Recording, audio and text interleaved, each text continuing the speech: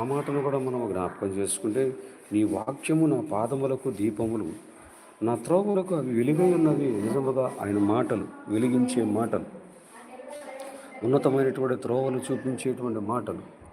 అట్టి మాటలు యందు నీవు నేను ఆత్మీయమైనటువంటి స్థితిలో నడిపించబడుతున్నామా? అట్టి మాటలు యందు ఆ దేవుని యొక్క కృపలో నీవు నేను వర్ధిల్లుటకు ఇష్టతను కనబరుస్తున్నటువంటి వారముగా ఉన్నామా? సహోదరి సహోదరులారా, నీ వాక్యము నా పాదములకు దీపములై ఉన్నది.